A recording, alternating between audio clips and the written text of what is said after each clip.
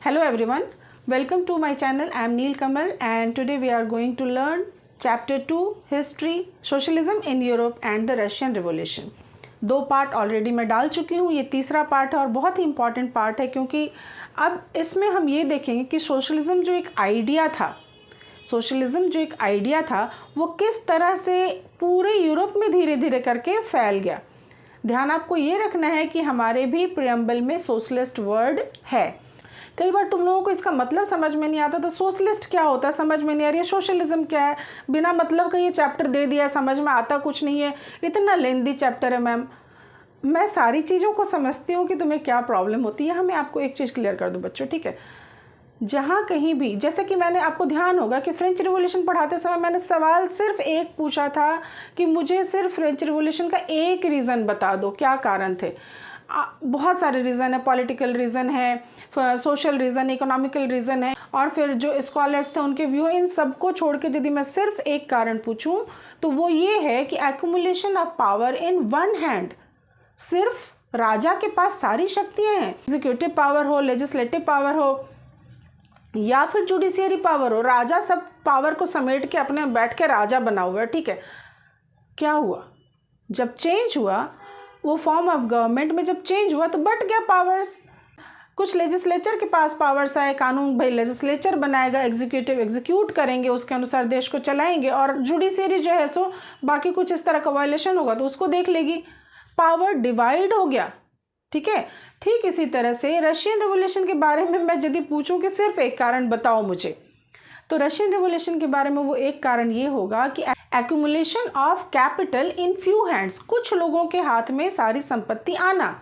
यानी कोई सा देश यदि ऐसा है जहाँ पे जनता काफ़ी गरीब है और एक आधा जो भी इंडस्ट्रीज़ है वो सिर्फ अमीर लोगों के हाथ में है, तो गरीबों की क्या दशा होगी आप सोच लीजिए। याद होगा आपको मैंने बोला था कि रशिया में सर्फडम था, वहाँ पे कृषक दास होते थे जो बाकी वर्ग को सर्व करते थे। बहुत ही बुरी स्थिति थी, और ऊपर से जब इंडस्ट्रियलाइजेशन हुआ तो यहाँ वर्कर्स की स्थिति भी खराब हो गई। किसान की स्थिति पहले खराब थी, मजदूर की स्थिति अब खराब हो गई। करें क्या। सोशलिज्म की डिमांड बढ़ने लगी।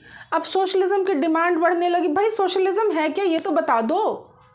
सोशलिज्म के बाद देखो चेंज होगा, जैसे मैंने बोला कि मोनार्की जब चेंज हुई तो फॉर्म ऑफ गवर्नमेंट जब चेंज हुआ तो पावर्स बढ़ गए, क्योंकि पावर का एक्यूमुलेशन था। अब जब कैपिटल का एक्यूमुलेशन है कुछ हाथों में तो वो चेंज होगा ना, तो चेंज होके क्या हो जाएगा, ये 4 भागों में बट जाएगा, है ना। 4 भागों में बट के क्या हो जाएगा, 4 भागों में बट के कौन कौन सा होगा, इसको याद करने के लिए आप ये याद कर लो कि ओनरशिप के बेस पे जब इंडस्ट्री को हम डिवाइड करते हैं तो कितने भागों में बांट सकते हैं। हम इसे 4 भागों में बांटते हैं। एक तो हो गया पब्लिक, जो स्टेट ओन्ड हो गया, सरकारी जिसको कह लें हम। दूसरा हो गया पब्लिक के बाद हो गया प्राइवेट, है ना। तीसरा हो गया जॉइंट वेंचर जिसमें पब्लिक और प्राइवेट दोनों मिक्स हैं, और चौथा हो गया कोऑपरेटिव्स। अब यही चारों भाग में बट जाएंगे बाद में। तो सोशलिज्म में क्या है कि सारी संपत्ति सिर्फ कुछ लोगों के हाथों में नहीं रहे, ये बट जाए, है ना। तो बटेगी कैसे, यही बदलाव होगा जिसको हम लोग आगे डिस्कस करेंगे। तो सोशलिज्म की ये डिमांड जो है सब जगह पर उठने लग गई। अब इसमें कुछ चिंतक, कुछ स्कॉलर्स, कुछ विद्वान व्यक्ति थे जिनके विचार को समझना बहुत ही ज़रूरी है, तब जाके हम इसके कॉन्सेप्ट को समझ जाएंगे। क्योंकि इनमें कुछ लोग थे जो कि कोऑपरेटिव्स की बात करते थे। हमारे चैप्टर का नाम है socialism in Europe and the Russian revolution.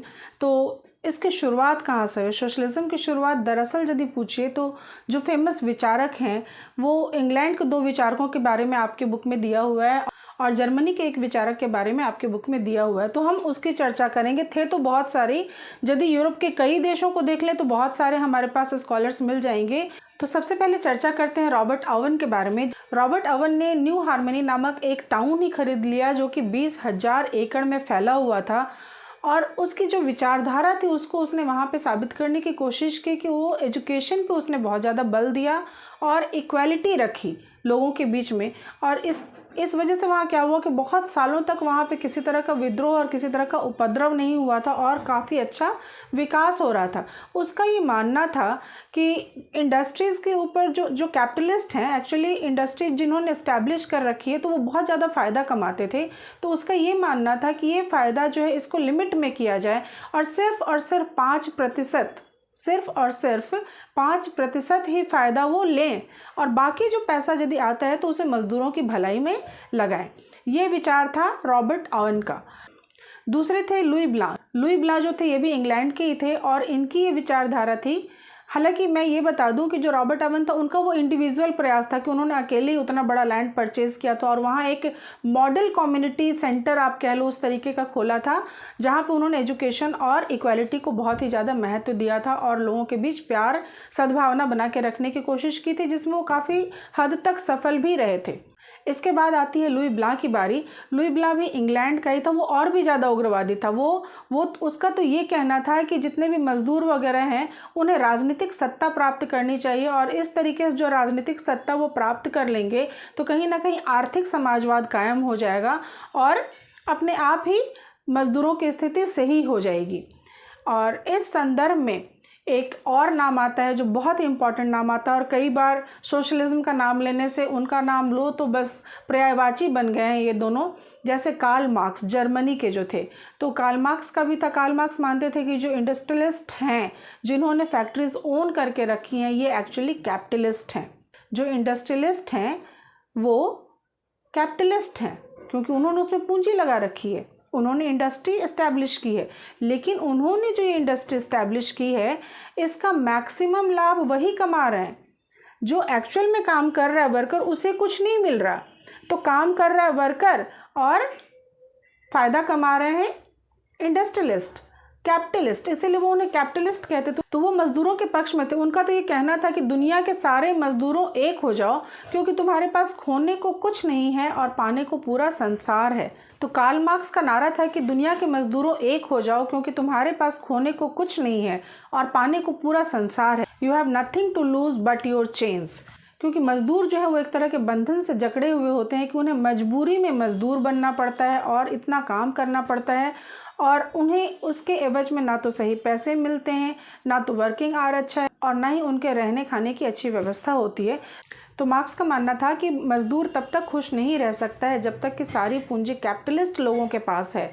तो क्या करना होगा इसके लिए? तो इसीलिए मार्क्स ने ये बोला मज़दूरों को कि भाई कैपिटलिज्म को उखाड़ फेंको, कैपिटलिज्म से अपने आप को फ्री कराओ, कैपिटलिज्म से मुक्त हो जाओ और तब एक ऐसे समाज का निर्माण करो जो कि कम्युनिज्म पे आधारित हो। तो ये थ्योरी थी इन 3 स्कॉलर्स की जिनके बारे में आपकी बुक में दिया हुआ है।